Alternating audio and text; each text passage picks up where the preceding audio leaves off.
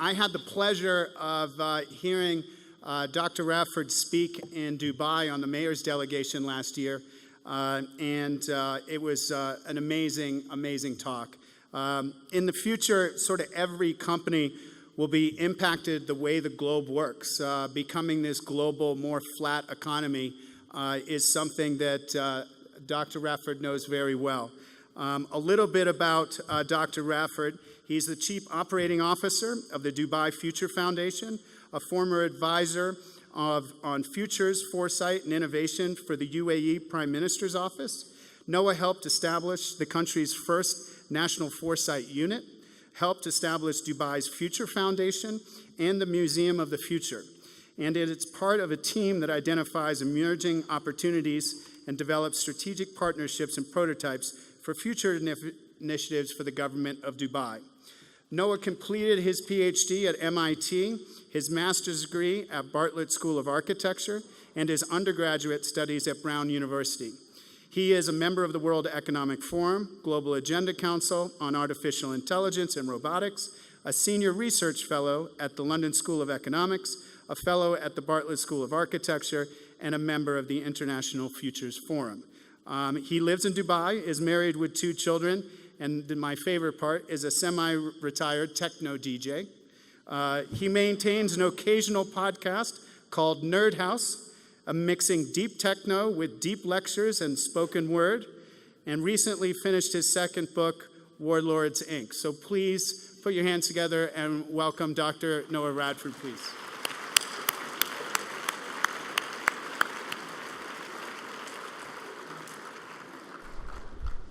Thank you so much. I didn't think you were going to do the whole bio. Good afternoon, everyone. It's a real pleasure to be here. In addition to my responsibilities in the Dubai Future Foundation, this was me. I grew up in Colorado. This was me in high school. My family is here, and also my high school principal. So let's have a round of applause for my old high school principal, please. Here she is right here. So I left Colorado in 1996 for my studies and have since lived in Boston and San Francisco and London and now Dubai. And it's a real pleasure last year when Karen and the mayor's office came to visit. I had the opportunity to share some of the work that we've been doing with them. And I'm just really proud to be back here in Colorado with you guys on World Trade Day. So thank you very much for hosting me. Thank you very much to Karen and her whole team, to all the sponsors and board members who put this together. And let's get into it, right? So let's do a quick show of hands. How many of you guys have ever been to Dubai or Abu Dhabi or the UAE? Actually a fair number, maybe 20% or so.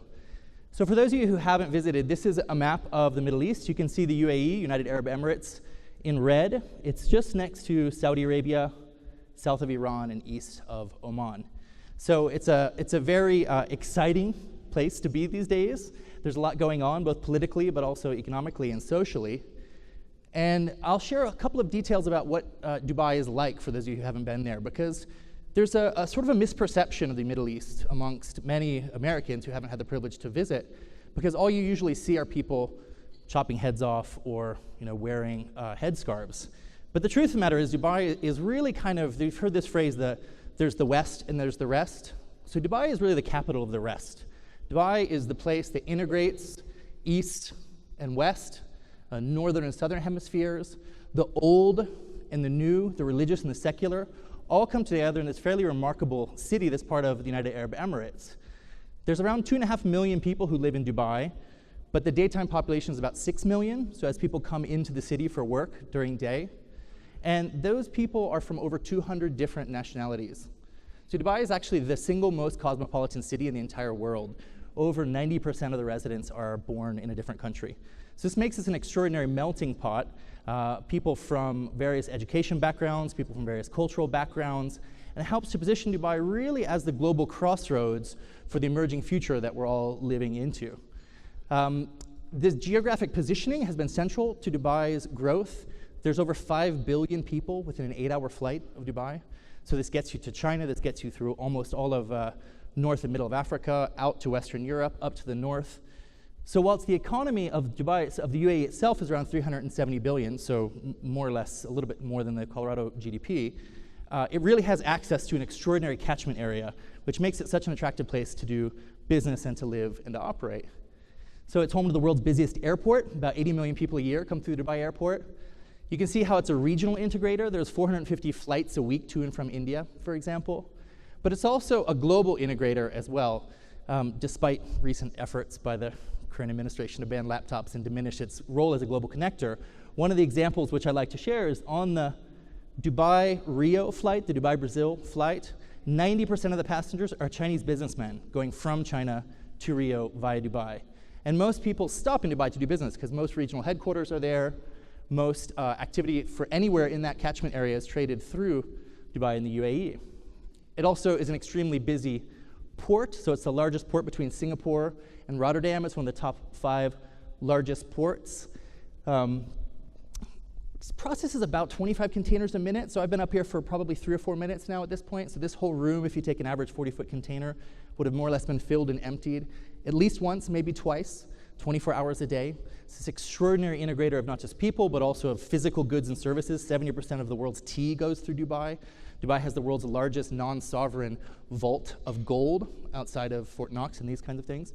And as a global trading hub, Dubai Ports World, DP World, that operates the Jebel Ali port, operates in over 40 different countries with almost 80 terminals around the world. So it's part of this extraordinary network. From a financial services perspective as well, there's a free zone right across the street from my office called Dubai International Free Zone. It has great restaurants. Everyone jokes it's Dubai International Food Court. But it's an interesting example, right? So as a free zone, it actually follows a separate legal jurisdiction. So there's 5 or 6 buildings, which you can see right here, that are technically a separate city. It has its own governor, its own courts, its own police force, and these operate on the City of London laws, so that any change in law in the City of London is immediately updated to the Dubai International Financial Center's books. It's evaluated, it's not an automatic update, but it's almost like a software update. So whenever there's an update based in the UK, it automatically gets updated here in Dubai. And that is what has attracted 16 of the world's top 20 banks, 4 of the world's 5 largest insurance companies, 8 of the world's largest asset managers, 6 of the top 10 global law firms, and so on. The same is true for financial services, the same is true for other logistical services, and as well for tourism. So tourism is a very important part of Dubai's economy. It integrates the entire Muslim world. Most of the tourists that come into Dubai are from Russia, Saudi Arabia, and China. So again, the West and the rest. And the Dubai Mall, which is one building, has over 80 million visitors a year. If you do the math, that's 2.5 times more tourists than visit the entire city of New York. So the scale of flows that come through this city are remarkable from a physical perspective, from a people perspective, from a financial perspective. But it wasn't always this way. In fact, the country is only 45 years old. So when the country was founded in 1972, I won't ask you to raise your hands if you were alive then. It was quite basic. So Sheikh Rashid, who is one of the gentlemen in the center here, one of the founding fathers of the UAE, has this phrase which I love. It was a small country with big dreams. There were less than 45 college graduates in the entire country in 1972 when the country was founded. There was no university, just one high school. My boss, who's the cabinet minister, likes to tell a story when he went to high school, when he was a kid, he literally went to high school in a mud hut with 3 walls that would flood in the winter.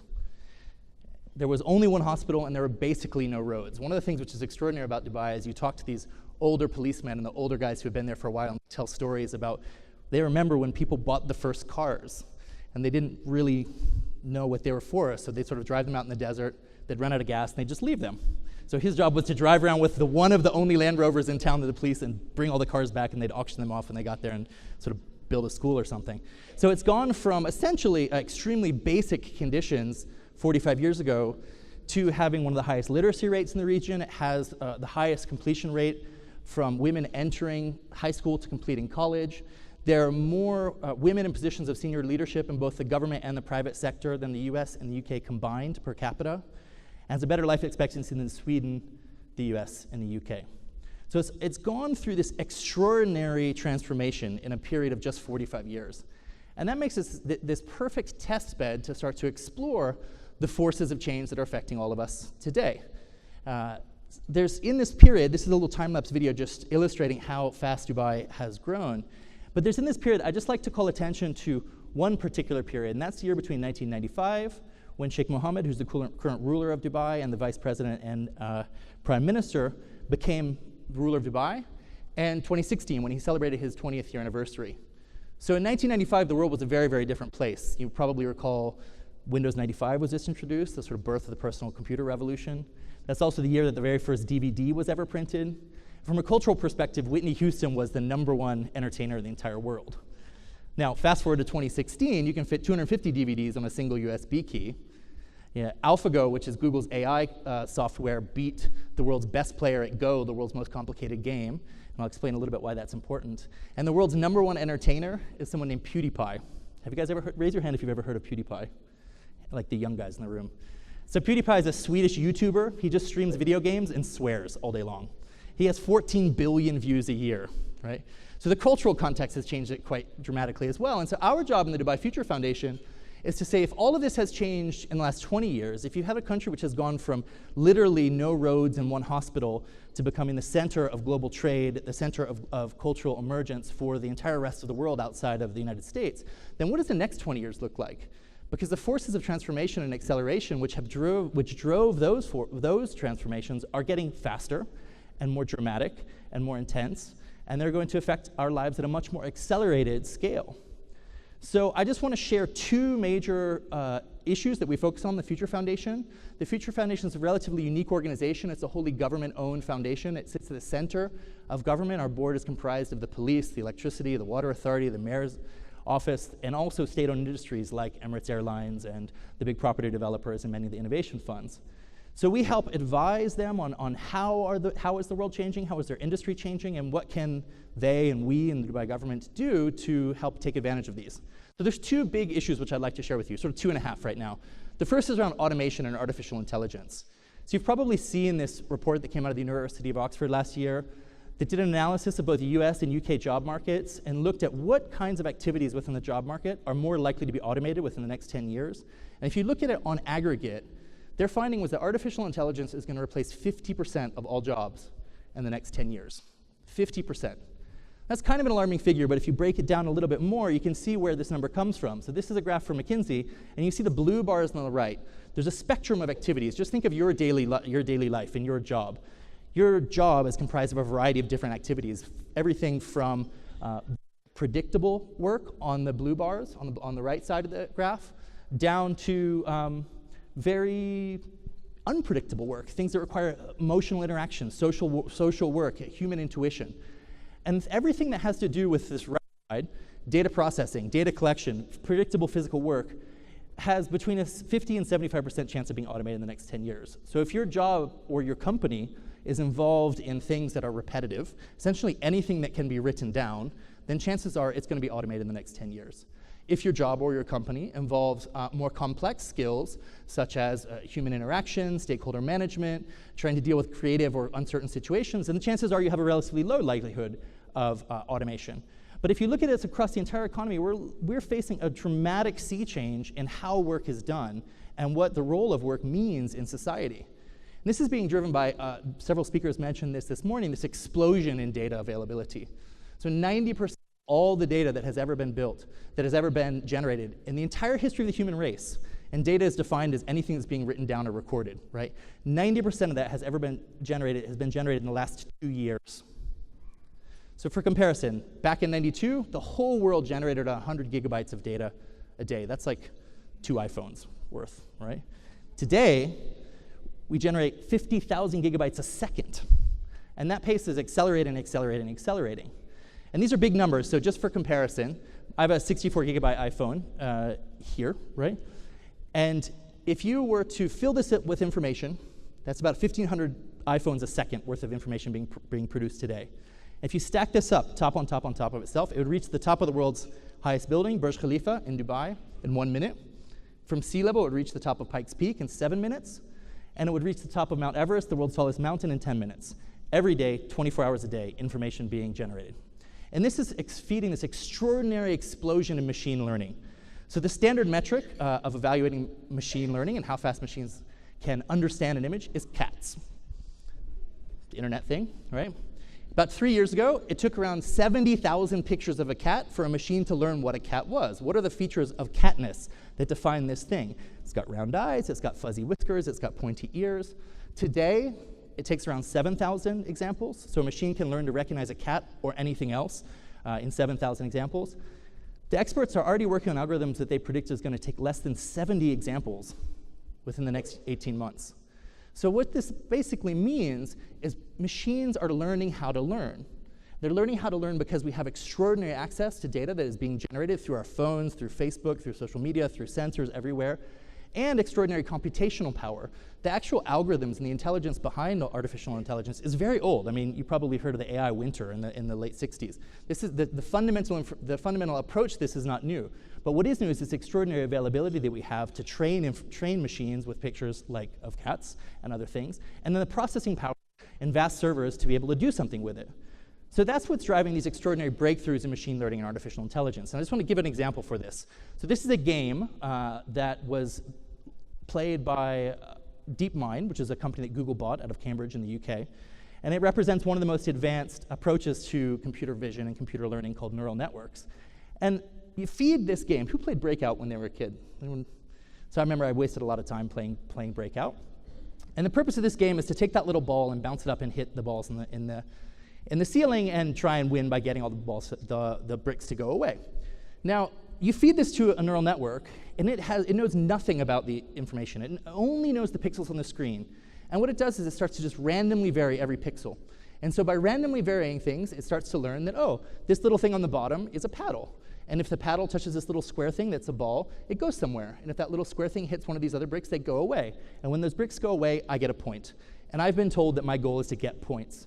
So by randomly varying millions and millions and millions of parameters, the computer can go from not even knowing what it's seeing to playing Breakout at sort of what they call baby level within 10 minutes. So it learns to play a basic game within 10 minutes. Within 2 hours, it gets to at what they call expert mode. And so this is as good as most human players. You give it 4 hours and it goes into insane mode. And that's being able to do things which even the most advanced players take years to understand the kind of strategies and approaches. So those of you who wasted a lot of time playing Breakout when you were young like me know that the best way to beat this game is by trying to target your balls in the upper left-hand corner and build a little corridor up so it bounces around in the top. So a machine can learn this in 4 hours. And why is this important, right? Who really cares about games? But games are about making decisions. Games are about understanding a dynamic context and trying to optimize decisions against a goal. So this is the approach which is behind the breakthrough in robotics and automation that we're seeing across many industries. These are examples of software simulation of a machine learning how to walk. It's got bones and muscles and motors and actuators. And again, by just randomly varying those muscles and randomly varying the order that they occur in and the intensity they occur in, with the goal of being able to walk as long as possible, you're able within 1,000 generations to learn how to walk. And in a machine, a generation can be 1 second, 2 seconds, a millisecond. So machines are learning extremely complex tasks like walking and interacting with their environment. This is a robot by a company based out of Cambridge, US, called Boston Dynamics. This machine is not even their most advanced one. You might have seen videos that came out a couple of months ago of there's a version that just can stand on its legs and it's got little wheels and it can jump and run. I mean, it's really sort of nightmare-inducing. But this thing has extraordinary intelligence. It knows its environment. It can do dynamic tasks. It can interact with you on a dynamic basis. It can perform pre-programmed tasks like washing the dishes, cleaning up the house, running security.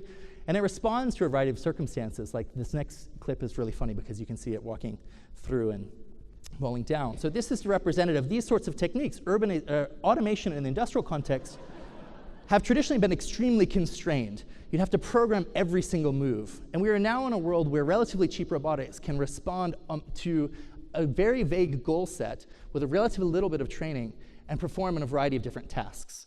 This is what's behind self-driving vehicles. So here's a little test. How many miles would you guess were driven by self-driving cars last year? Just shout it out. 100? 1,000? Anyone? Higher? 2 million? All right, 140 million miles, just by Tesla alone. And if you add in Google, they've got about 8 million miles. You add in other OEMs like Mercedes, Audi, Ford, all of these people have self-driving vehicle trials. You're talking around 200 million miles driven by self-driving cars alone last year. Self-driving vehicles are already 4 times safer than human beings on the road. And you can see these being introduced as trucks. Elon Musk just introduced a trucking concept, so an autonomous tractor trailer.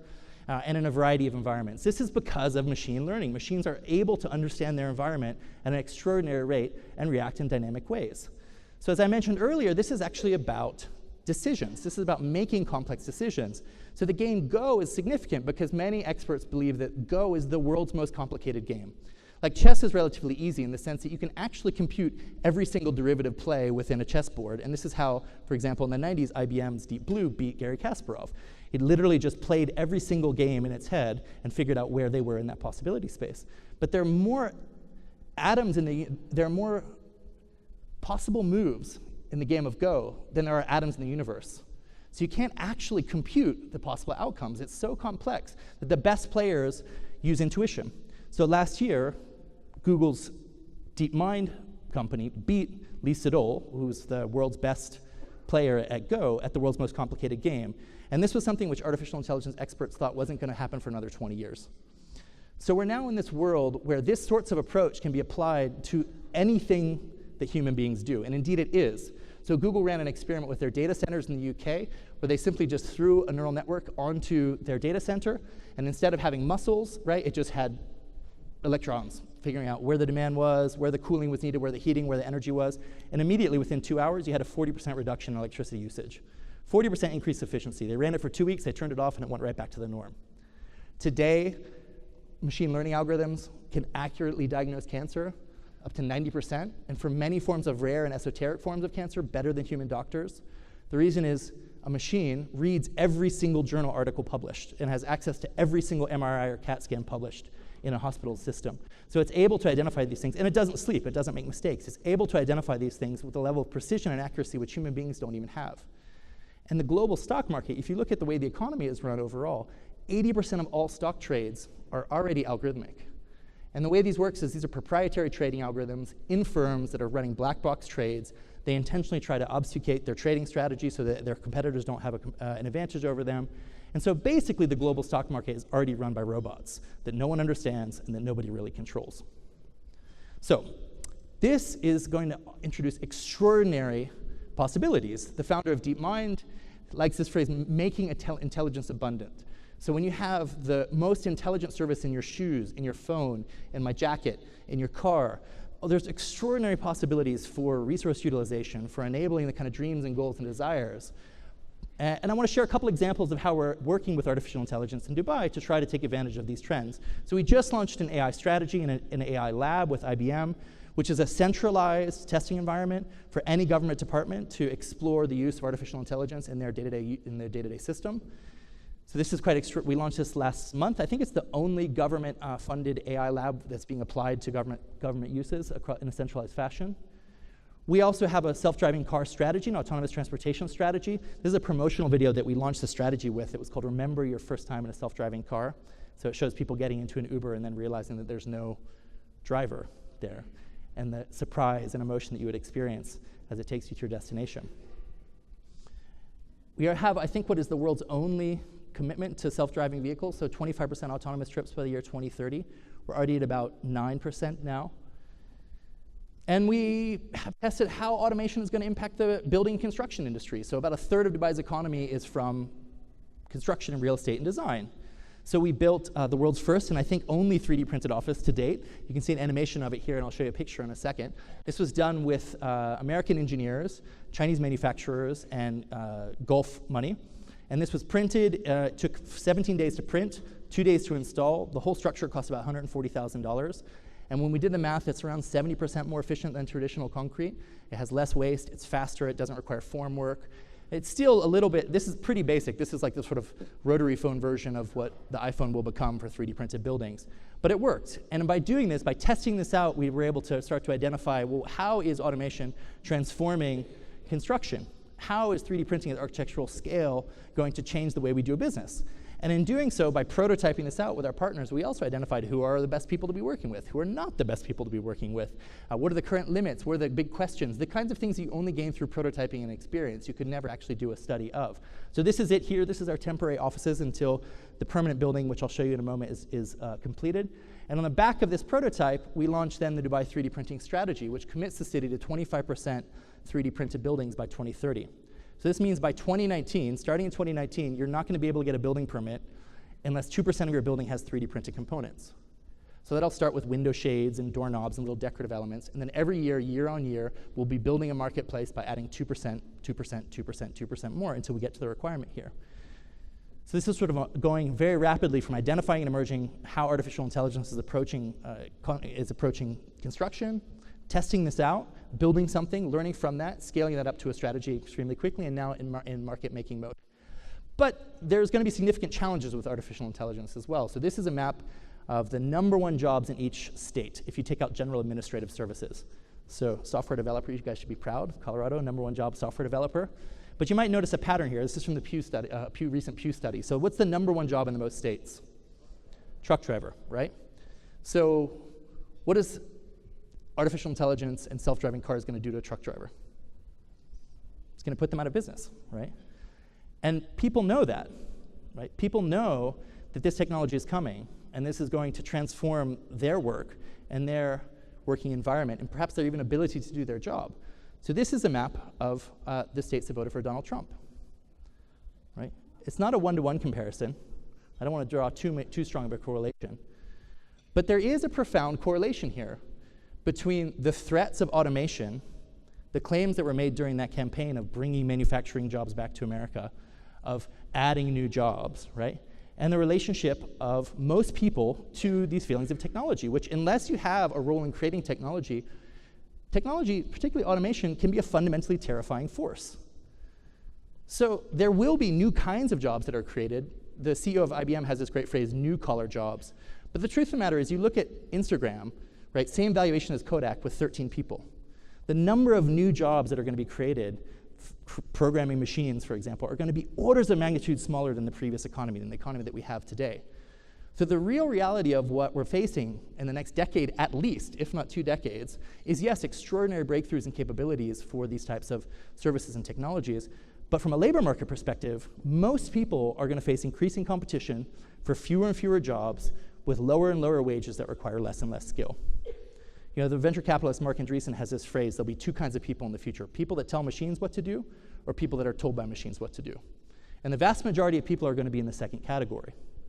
So there was a study that came out of MIT about 3 months ago, which found that 1 robot replaces about 6 jobs. Between 2000 and 2017, over a 17-year period, about 5.5 to 6 jobs are replaced for every robot. Now, the International Association of Robotics says there's going to be a 25% increase in automation in the US by 2019. So you do the math, that's 500,000 new robots, that's 3 million new jobs that aren't going to be created. And we're still 3 times less automated than Asia is. So the US faces an automation gap. And if we begin to start to have to be cost competitive with Asia when it comes to automation, when it comes to these sorts of technologies, then you're facing a dramatic shift in the workforce, which is quite scary for many. And this is equivalent to the transformation going from agriculture to industrialization. And it's a big open question what the next transition is going to be like. So I share these examples not just to show some of the cool work that we're doing, but also the fundamental transformations that we're likely to see within our professional lifetimes. This is not 2030, right? We're seeing these effects right now, and we will see these more and more, especially as you start to compete in an international marketplace. So the other thing we pay a lot of attention to is around climate change. As you probably know, the world crossed what's called the point of no return with climate change last year. So many climate scientists used to say that this threshold of 400 parts per million was the point at which there was no going back from climate change, the point at which we faced irreversible, potentially catastrophic climate change. And so we crossed that threshold in 2016. There's now more CO2 in the atmosphere than there has been in human history. And even if we stopped emitting CO2 totally tomorrow, we're still committed to 2 to 2.5 degrees centigrade climate change. Right? So that means that the battle against climate change is lost. It's over. Our lives and our jobs and our economy and our kids' lives are going to be wrapped up entirely in dealing with its impacts. And this is going to express itself in various ways. So the first is in significantly less water. There's going to be 40% less water globally than the world needs. And this is going to be particularly impactful in arid environments. So for example, the California drought. I don't know if there was droughts recently in Colorado. So this is going to have devastating impacts on agricultural sectors, on heavy water industries, on anything that is going to requires water as a basic input to its services. It's also going to have twice as likely forest fires that are going to spread twice as far, according to a Columbia University study last year. And storms and floods are going to be 50% more intense and 4 times more expensive, because they're going to be breaching areas of urban development that have historically been safe. So aside from the economic impact of this, there was a Nature study last year which estimated globally we need $90 trillion of infrastructure investment just to prevent climate change, the impacts of climate change that we're experiencing now, not to mention the increased profound and disruptive effects that we're going to see in the next 5 to 15 years. But this is going to have profound political consequences as well. So this is a video of India's Silicon Valley in Hyderabad. This was about 8 months ago. So the state privatized the water supply and then sold it to the neighboring state. And not only was this threatening many people's livelihoods, but also was a hot-button political issue. It represented the kind of corruption and frustration that many people felt. And so there was massive riots throughout all of India, not just in the state of Hyderabad, but across the whole India. And depending on whose numbers you believe, there were between 60 and 80 million people protesting, right? 80 million people protesting. So these sorts of stresses on political systems around the world is going to intersect with the shrinking job market and the stress on political systems and the impacts of climate flooding, particularly in Southeast Asian megacities. And OECD estimates we'll see between 300 to 500 million refugees. Now, there are 12 million Syrian refugees today, and those moderate influx of refugees into Europe basically broke the European Union. Right, it was one of the driving forces behind the argument against Brexit. It was one of the driving forces in the Dutch elections and in the French elections, thankfully both of which turned against xenophobic approaches. But you can see how these come together in our own domestic politics, the intersection of technological transformation in the job market, bring jobs back, the intersection of migration and the threat that places on political systems, and the negative reaction that often takes shape of. And so this is particularly impactful for the UAE because, as I mentioned, it's a nation of immigrants. Right? There's people from over 200 countries in Dubai alone. It also desalinates about 90% of its water and imports about 85% of its food. So this becomes an existential threat for the UAE, and in the way that Dubai becomes to sort of represent itself as this technological test bed, so too is it the test bed for the emerging future that we will all ultimately face, which is one of climate refugees, one of water scarcity, one of food scarcity. And so this is a driving force in a lot of the research and work that we're doing. So we're investing heavily in new forms of desalination, both solar desalination, which is significantly cheaper and more effective, as well as more cutting-edge graphene systems, which are coming out of labs right now, which they're still too expensive to produce, but if those hit scale, will be a significant breakthrough in the production of clean water. Investing heavily in solar and renewables. So we already have 800 megawatts right now. Dubai has the cheapest solar energy in the planet. It's about 2.5 cents a kilowatt hour. And the plan is to expand to 5,000 megawatts by 2030. The goal is to have 75% of our energy generated by solar by 2050. And we're also investing heavily in urban agriculture as well. So as you know, probably urban agriculture, particularly vertical farming, hydroponics, is 100 times more efficient than traditional agriculture. Uses less power, 99% less water. There's a factory in Japan which generates 10,000 heads of lettuce a day in 25,000 square feet, so probably about the size of this room, right? So fundamental reorganization of how Dubai gets its food and water as well. Now, I haven't even touched on the third area which we talk about is genetics and synthetic biology. I haven't really touched that. I don't want to get into that now, but just for reference how weird the world is about to get. These two dogs here are brothers. They're from the same mother. The only difference is that the dog in the middle, the strong one, had one small genetic modification with a technique called CRISPR-Cas9, which is basically super cheap, super accurate genetic modification. And that one small modification made it easier to grow muscles, right? Made it more lean. And so you can see the impact just on one small tweak. And this has been under development for probably 7 or 8 years. Just last year, China admitted, and I say admitted because the chances are quite high that this has been going on for quite a while behind closed doors, admitting using CRISPR on human embryos. And we're already starting to see the impacts of that in some of the scientific papers they're publishing, if they're believed. So for example, certain forms of cancer have been cured by taking your own cells, editing them, putting them back in there, and attacking the cancer cells. Right? They just also found that they're in laboratory rats using CRISPR approaches, they've basically wiped out HIV. So we're going to see extraordinary breakthroughs in public health, but also extremely bizarre conundrums. Right? Would you genetically engineer your baby to make them smarter? Would you allow your kid to go to a school with genetically engineered kids? Is this legal? Is this ethical? I mean, think about the debates that we have over abortion today and how violent and vociferous those are. This is just the beginning of the kind of things that we're going to face. So we have a view on the future in Dubai, and we think it has a shape, and the shape looks like this. Basically, the 20th century and everything that we know, and everything that our business models are based on, and everything that our governance models are based on, breaking faster and harder and more severely. At the same time, these sorts of technologies, which I've mentioned, are being born. They're growing into maturity, but they're not quite yet strong enough to be able to support an economy or a society. So what we face is at least 10 years, probably a little bit longer, of what we like to call the transition decade. So this is the world breaking around us, while new formats of economy, new forms of social expression are being born around us, but at least a decade of intense debate and contestation and argument over what does this look like, who wins, who loses, how should this be expressed? And this is not the first time we've seen these kinds of transitions. I mean, if you look at the history of the 20th century, the world was going through a similar transformation before the Second World War. And one of my favorite books, which I can recommend highly, is called The Great Transformation by an Austrian economist named Karl Polanyi. And it's describing this period before the Second World War. It was a period of rapid transformation that destroys old coping mechanisms and old safety nets and creates new demands before new coping mechanisms have developed.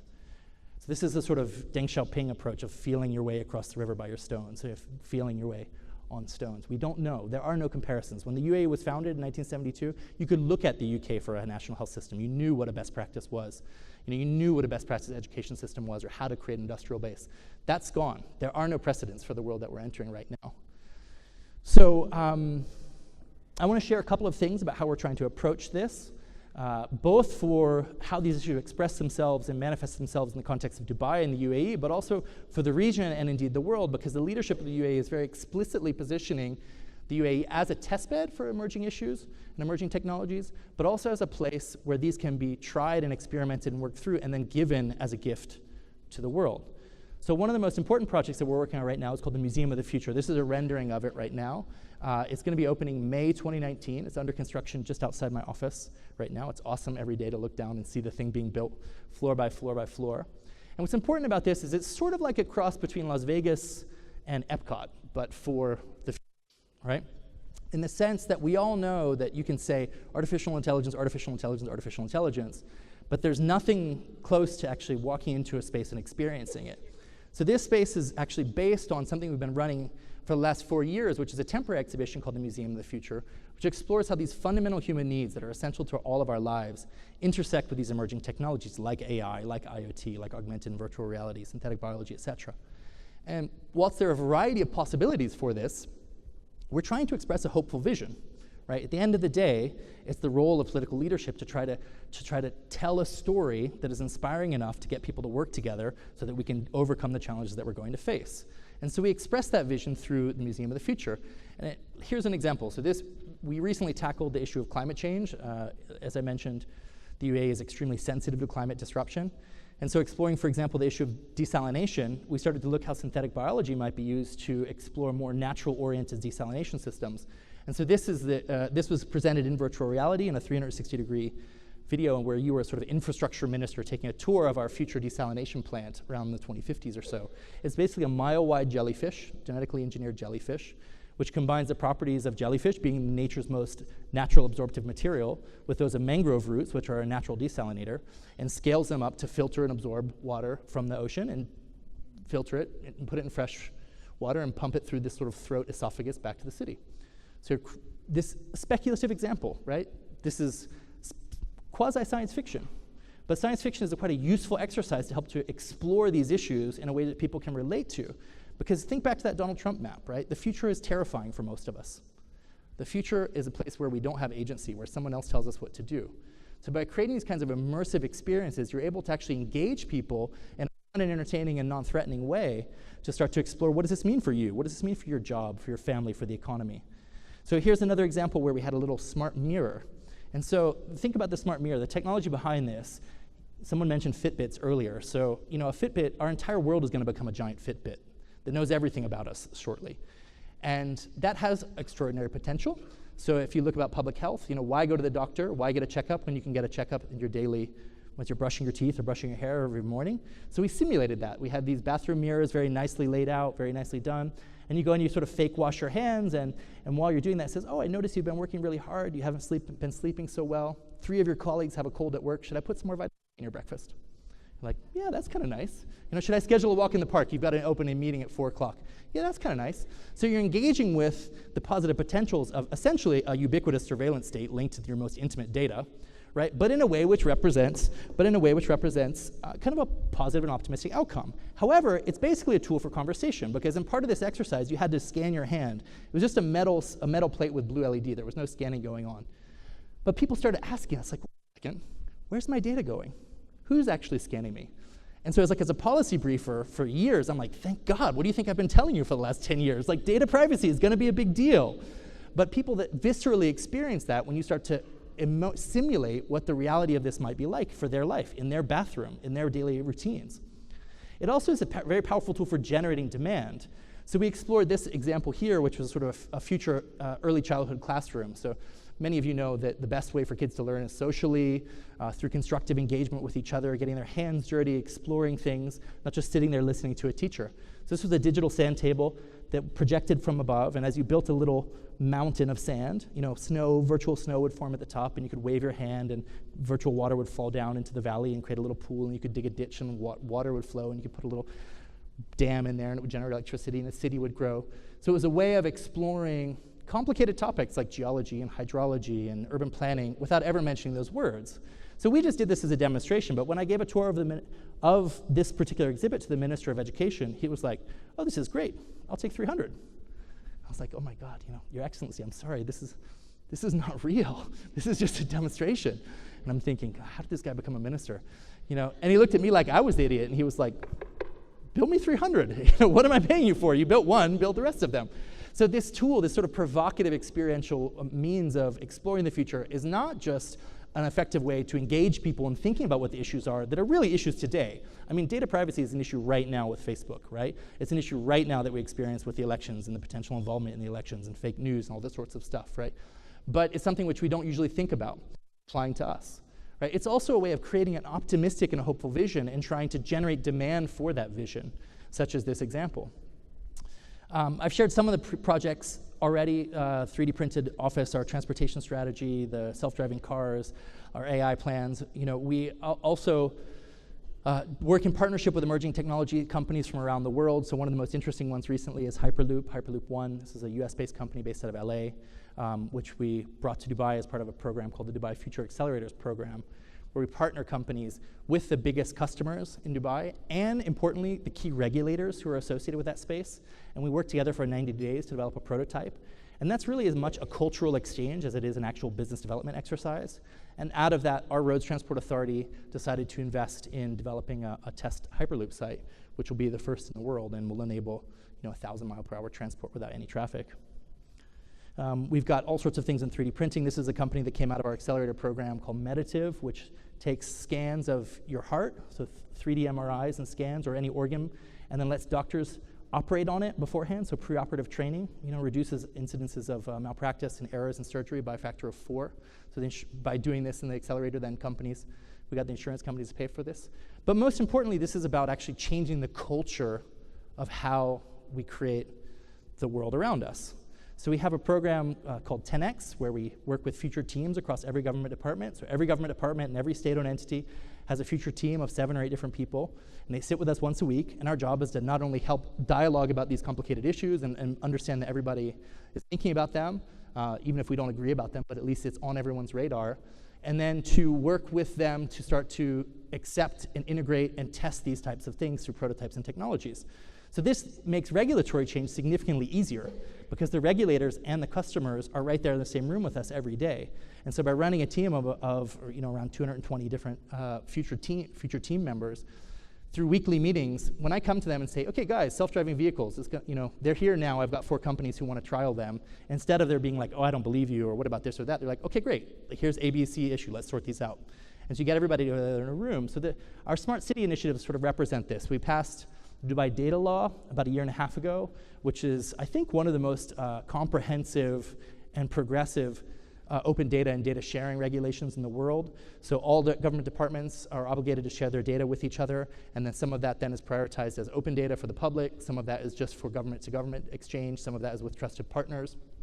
It's then represented through a smart data platform, Smart Dubai platform, which is a sort of GIS, big data interface for different government officials.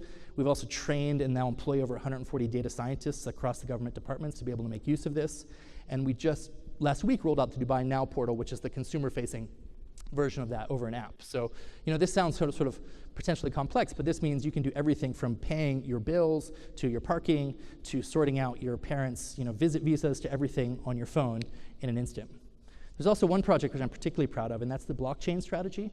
So I assume you're all familiar with blockchain as a sort of underlying technology behind Bitcoin. Really, it will be bigger than the internet in the sense that the internet was something which allowed for centralized exchange of information. So you have Google, Facebook, these are information monopolies. So blockchain enables you to perform all of those transactions of information and assets without any centralization. So you rule out all the middlemen and you're able to have safer, more secure transactions. So after developing with our future teams a bunch of prototypes and pilots around this, they were asking us for a blockchain strategy and a roadmap. So we presented this, and now I'm very proud to say we have 100% of our government interactions, of our government transactions will be on the blockchain by 2020. That's 3 years, right? So that's going to make everything really easy. When I moved to Dubai, so my PhD was from MIT. MIT was an institute, so it wasn't on the recognized list of universities. So I had to get my physical certificate, take it to the embassy, get it stamped, take it to the other embassy, get it stamped, take it to the Ministry of Labor, get it stamped, and there was all this duplication. It took about 8 weeks. All of that stuff will be A, owned by the individual, and they will be the ones who determine who gets to share it, and also B, instantly accessible and transactionable. So basically from going from an 8-week process down to a 1-second process by 2020. We estimate that's going to save 25 million man-hours of work and 411 million kilometers of just driving back and forth processing paperwork. It's going to be a big deal. So I'm going to wrap up. What does this mean for Denver? How am I doing on time? 5 minutes, great, perfect. Obviously, the UAE is slightly different than Colorado in some respects, but I think there are some generalizable lessons, perhaps, that might be of use for you. The first is that the kind of transformation that we are experiencing is way beyond the cloud, right? One of my favorite authors has this expression: we're not just in an age of change, but this is a change of age. This is a fundamental transformation that is happening faster than at any point in human history, on par with the transformation from agriculture to industrialization. Right? And think about what that brought you. That brought you the weekend. That brought you the middle class. That brought you women's rights, right? That brought you not only an extraordinary access to goods and services, but a fundamentally different society. This is what's going on in our lifetime right now. So think about it in a much bigger context. Think about how these issues are affecting your trade partners and your industries. The second is, in these moments of big transition, they require really bold acts of political leadership and social imagination. And I think this word is really important, social imagination. Because as we've experienced these crises various times in our history, from, for example, after the Great Depression, we had to reimagine what our goals were. We had to reimagine how we were going to work together and how we were going to get those things done. So after the Great Depression, we went from, we invented, the unions. We reimagined the relationship of the government to the economy and the government to society, and we invented the dams, the federal highway system, the national parks, most of the national universities, right? Most of the state universities, all came out of this reimagining to the response of the crisis, the Great Depression.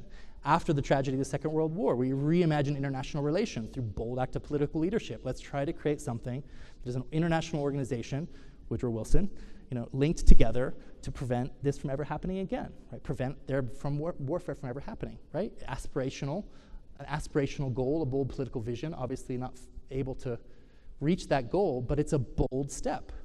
Same during the Cold War, right? You have this Apollo mission project. Let's put a man on the moon, right? 2% of the U.S.'s GDP went to the Apollo project. 2% of the GDP, right? So in these times of transition, you have to have a bold vision, and I think that's the thing that the UAE has the best, is it's got leadership, thanks to its particular governance context, that has this long-term vision in mind and basically derives its legitimacy by creating bold visions that inspire people to continue to go along with what they're saying, right? And then delivering on those. So all of the context, 3D printed buildings, self-driving cars, blockchain strategy stuff, right? This isn't just technocracy. This isn't just sort of like managerial incrementalism. This is part of a larger vision where Dubai is positioning itself as the global center for testing emerging technologies and the impact on business models, the impacts on the economy, the impacts on the labor market, on rights, on IP, on individuals, right? As a means of testing these out as a test bed for the world. So, that bold vision is going to look different for you guys. That's going to look different for you if you're a CEO. It's going to look different for you if you're a mayor. It's going to look different for you if you're a parent. But it's not enough just to sort of continue to go along as the way we've been going along. And one really important role, I think, is the role of this state here. Now, this is probably unpopular, I think, given that the sort of narrative in the United States around the role of government is generally less is better, and Silicon Valley is the center of all innovation. But that overlooks the fundamental fact that Silicon Valley is the fundamental product of federal research and of deep, deep investment in emerging sciences and technology, from Stanford to the research parks there to defense grants. My favorite example is the iPhone. Every single technology in the iPhone was generated by the US government or paid for by the US government. GPS, touchscreens, lithium-ion batteries, radio, all of these things were technologies which were developed in places like NREL and then commercialized through companies, through venture capital firms, through all sorts of other activities. But the role of the state in these kinds of transition decades is really essential, because if you don't have a strong political leadership and what I like to call a visionary state, there's generally two kinds of responses to these kinds of issues. Like the first is hope, if you can generate a hopeful vision, but the other one is fear. And we know what the politics of fear look like. And in some places, the world is going more and more on that direction. And absent a strong visionary leadership from the state might be, national level, federal, international level, then you're going to find people who are able to capitalize upon those politics of fear much more dramatically, because they're going to tell a more compelling story that galvanizes people to act together in a way which you won't be able to compete with. So a great way to do this is to issue big challenges, right? Don't do anything small. Life is way too short. An example here is work we were doing with drones, may be relevant for the avionics industry here and the aerospace industry. So, part of my job is I get to play around with cool toys. We were flying some drones around the office, and my boss was like, what can we do with these things? So we created this little video which just shows a sort of hypothetical use case for how you might be able to use drones for sort of low-weight, high-value documents like passports and identity cards. So this is the actual Emirates ID center. This is an actual employee who's processing an Emirates ID on the actual app. But the only difference here in this sort of speculative civil service is that we put these things in drones and it flies to your house. So we actually flew it to someone's house, but it wasn't a real government service. But we put this thing online, and it got 3 million views overnight. We got more positive press from this than Amazon did when they launched their drone delivery program. So politicians being politicians everywhere around the world, they're like, oh, we've got something here, right? So they created a program called the Drones for Good Award. It's funded by private sector. It's a $1 million international prize to take drone technology and apply it to use cases that created positive benefit for people. And we opened it up as a competition, right? At the time, this is when drones were more or less considered CIA assassination machines. So not a sort of a popular technology. And we got over 2,500 submissions from 65 different countries. It's running its 4th year now. There's been about 30 companies that have been created out of this. Many government departments use these. So challenges, even if you don't have $1 million, bold challenges are a fantastic way to galvanize people around a strong vision. So, these are just some hypothetical examples, but you already have a fairly thriving hydroponics industry. So, leverage that. Denver, could it be the urban agriculture capital of the world? Right? What would it take? A bold challenge. You just have to get an empty warehouse, provide some cheap electricity, and then give somebody some targets. People will come out of the woodworks, because trust me, we're doing a lot of investment in urban agriculture right now. There's fiendishly passionate people about this. Basically, we're living in an amazing time where there's fiendishly passionate people about everything, and technology enables you to gather them together. So if you come out as a state or as a civil coalition and say, we've got this big vision, we want Denver to be the urban agriculture center of the world, people will come. Or maybe avionics, right? So you have Boom Aerospace, which is one of the most innovative aerospace startups in the world, just in your back door here. They're building a supersonic transport for about 60 people. We're in conversations with them to roll that out in Dubai first, so don't sleep, guys. You already have extraordinary capabilities here in aerospace. Why aren't there more agile aerospace startups here, right? Create a global challenge. I was in San Francisco a couple weeks ago with a company called Planet Labs. These guys produced more satellites last year in their warehouse, which was probably a quarter the size of this, and the rest of the world combined. They cost $8,000, the size of a cereal box, and they launched them like 40 at a time, right? You could be doing that here. So create a bold challenge, like issue a challenge, people will come.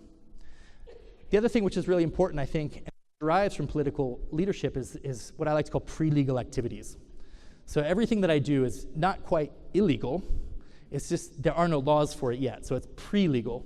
And that's extremely important, right? Because if you're going to invest in a company or you're building a company, you want to understand that you're not going to get shut down by a regulator. And if you're a regulator, you want to understand the technologies and the issues associated with it before you actually regulate or govern. So these kinds of pre-legal activities are extremely important because by supporting this, essentially, working with the emerging technologists and looking giving a little bit of a blind eye to potentially some more exciting or risky activities is the only way you're actually going to be able to galvanize the people who are really passionate about this. So you have tons of warehouse space, and in fact, the 3D print office is a great example of that. The blockchain stuff I mentioned, but here in Colorado, the marijuana laws is a great example of that as well. It was federally illegal for a long time. There was an emerging community here which decided it was something that they wanted to do, and there was a pre-legal authorization of this, right? What does that mean for drones? What does that mean for robotics? What does that mean for biotechnology? What does that mean for lasers and optics?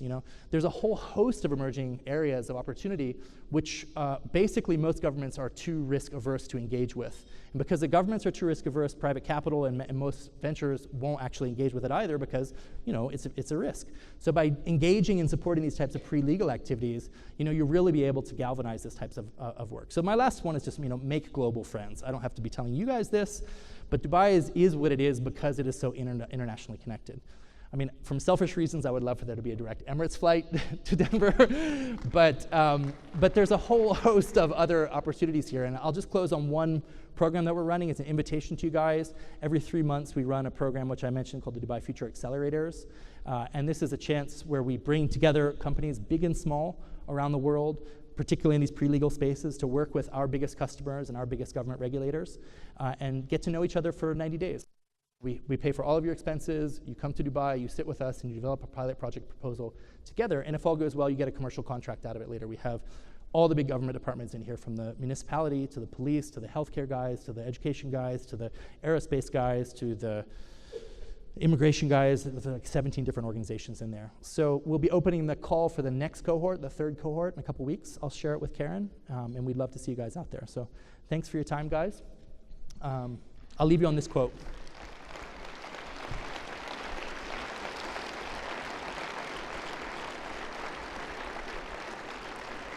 Thank you, guys. All right. We have time for maybe 10 minutes worth of questions, so I'd like to throw it open to anyone in the audience who's got a question for Noah. We'll start right here. And go ahead and throw your hand up before Noah's done answering, and I'll come to you next. So Noah, given the social change that you're talking about, could you give us your thoughts on the guaranteed minimum income? I'm really glad you mentioned that, right? So the question mark on that slide where I showed the farmer to the factory to the question mark, basically I think there's 4 policies which we need to put in place and which people are exploring around the world for how to deal with essentially a post-work world, right? If you play this out, really under a fully automated situation, we're talking about there being far more people than there are jobs, like orders of magnitude, right? So that means a fundamental reimagining of the role of work in our lives, the role of labor in the economy, right? And so the conversations around universal basic income are one which you have, let's say you have full automation. You have full automation, then what do you do with the people, right? Well, you either throw them in jail, or you try to provide social services and benefits or an environment for them, which is essentially universal basic income. So the 3 major components of a sort of fully automated world, which most economists are starting to gravitate towards, is universal basic income, so it covers all your basic human needs, housing, education, food, healthcare, et cetera. Reduced work week, so 3 days a week maybe, or 4 hours a day, and then massive reinvestment in the culture and the arts. Because if our lives are no longer defined by our role in the community, our status is no longer defined by who we are and what our job is, then we actually have to reimagine our entire sort of status system and the entire way we get a sense of personal dignity, which is derived from work and projects together. And by investing in the arts and in cultures, this becomes a very profound sort of fertile testbed for that. So I think you'll start to see a lot of extremely innovative and interesting test cases for that around the world. Switzerland recently voted no, but there's other examples. So I view that as an inevitable conversation that has to occur. Either we go in that direction, or we go towards what I like to call virtual reality basic income internment camps, which is putting people away, not letting them move, and then keeping them occupied with virtual reality as a means to prevent social unrest. Thank you. Good question. Here's another question. Hello, I'm Naveed. Dr. Raford, thank you very much for listening. I think we can listen you for the whole day. I just moved in from Dubai. Oh, welcome. Come back. And I think I know Dubai better now while you talked about Dubai. I just have a quick question, and rather to share with all the audience, what 2-3 points which making Dubai a global city, a leading city in the emerging global markets. Thank you very much. I would love to learn from you. Sure, thank you. I mean, I mentioned a few of them before. It's the fact that it is globally connected. It's a tremendously tolerant and cosmopolitan place. You know, the fact that you have 200 different nationalities living there with basically no crime, you know, very little racial violence, very little sexual violence, very little tension between religious sects, but you know, there's huge gay communities there, there's huge Jewish communities there, there's basically anyone can be in Dubai as long as you are discreet and don't cause trouble, right? So it's an extremely tolerant place. It's a place which is able to integrate so many different societies and so many different cultures and approaches. And it's an extremely bold place. It's a very adventurous place. I mean, it went from the sands 45 years ago to one of the global capitals of the world. So there's a sense of neophilia associated with it, that the world is going to constantly change, and we better actually be involved in that in a way that we can shape it to our goals, because otherwise someone else is going to be shaping our world for us. I think it's perhaps those three things which make it such an inspiring model. It's tremendously connected, it's tremendously tolerant and sort of cosmopolitan, and it's tremendously bold when it comes to facing the future. Questions? Here we go. I have a question. You started out talking about this area that updates its laws according to the UK financial laws, and ended up talking about, if I understand it correctly, everything but the updates and how it surpassed the UK laws. Yeah, it's an interesting point, right? So if you're a bank, you want regulatory stability, right? And so there's a whole vast section of the economy. The reason that Dubai works so well is, for example, during the Gulf War, all of the capital fled to Dubai, right? Because it is a safe, stable place. It's a place where you know you're not going to get your business ripped off, you know you're not going to get persecuted or thrown in jail because of what you believe in or who you are. It has a stable governance regime. And that's great for the fundamentals of the economy and society, right? But what we're really focusing on with this pre-legal stuff is all the stuff that is buffeting and changing that, right? You either try to defend against that by preventing it and regulating against that, or you try to, you know, get a little intimate and risque with it by inviting a little bit of scary change into the bedroom and experimenting with it, right?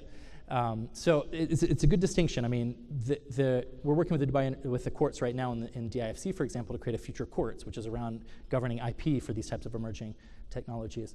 And so I view it as like the pre-legal front end, the sort of SWAT team or the strike force up front, the stuff that we do in the Future Foundation, that ultimately, as we test that out in a kind of safe-to-fail environment, because we were coming from the Prime Minister's office, you know, when we were doing the blockchain work, blockchain was associated with Bitcoin, which was associated with terrorist finance and sort of child pornography, right? Now, obviously, the fundamental technology behind that is world-changing. So by us saying, guys, there's something interesting here, you're a bank or you're a financial services company or you're a logistics company, we're just going to let you play around, right? We're going to get you all in a room and say, this is okay. That facilitated innovation around that and a sense of sort of comfort with it. So that's sort of the distinction that I mean between the sort of acts of stability in the fundamental areas and these pre-legal operations in the emerging technology areas, which you don't know enough to regulate beforehand. Time for maybe one more question from the audience, right here. Thank you.